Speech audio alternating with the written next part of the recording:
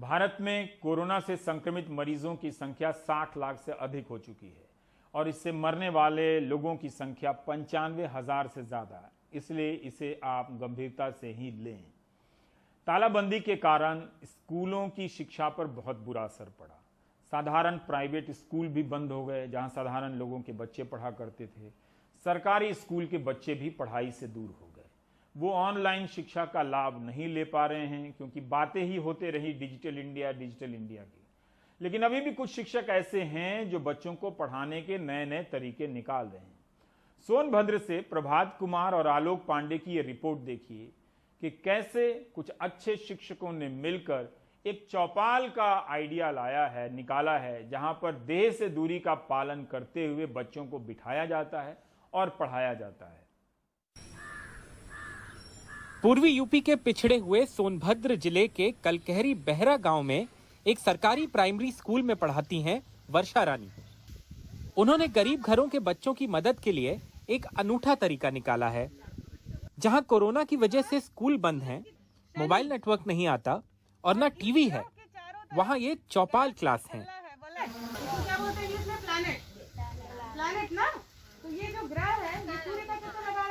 चिकनी मिट्टी ऐसी होती है जिसमें बालू की मात्रा कम होती है, इनके कण छोटे छोटे होते हैं।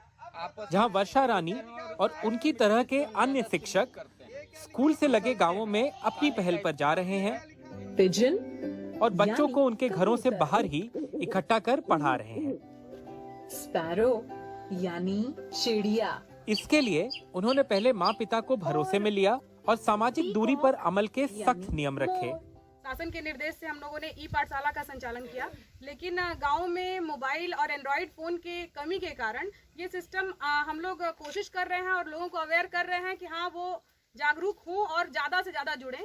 लेकिन इसके साथ ही साथ हम लोग जो बच्चे मोबाइल एंड्रॉइड फ़ोन से छूट जा रहे हैं उनको प्रॉपर वे में पढ़ाने के लिए हम लोग ये मोहल्ला पाठशाला चला रहे हैं और हमारे सारे स्टाफ इसमें मेहनत कर रहे हैं कि हम लोग बच्चों को अलग अलग मोहल्ले में जाकर पढ़ाएं और उससे जो बच्चों का छूट जा रहा है, जहाँ से जो शिक्षण व्यवस्था है उसमें वो पढ़ाएं और साथ ही साथ जो ई पाठशाला का शिक्षण सामग्री है उसको भी बच्चों को दिखा रहे हैं, जिससे कि बच्चे जो है पूरे के पूरे अधिगम जो है इनका वो चलता रहे और इनके अंदर एक गैप ना आए, लर्निंग गैप ना आए।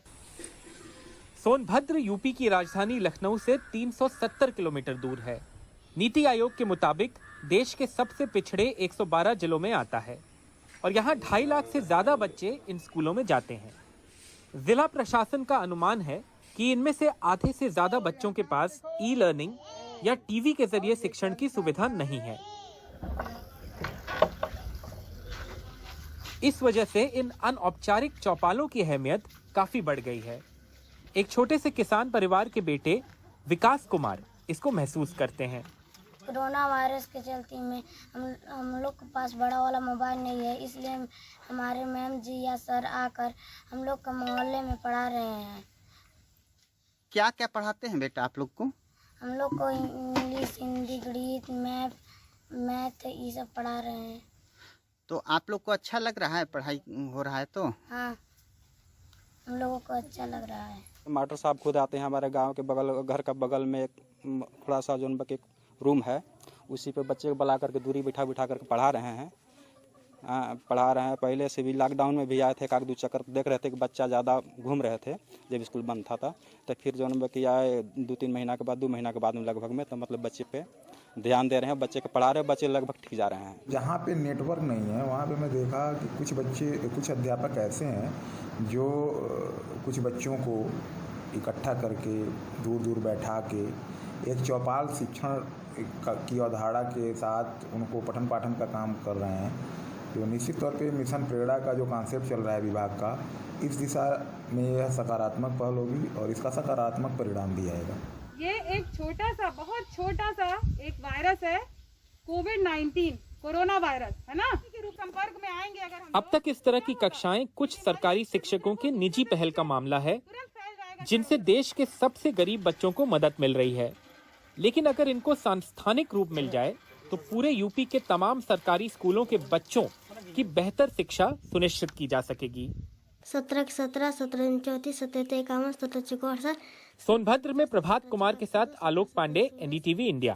36 17 153 17 17 170।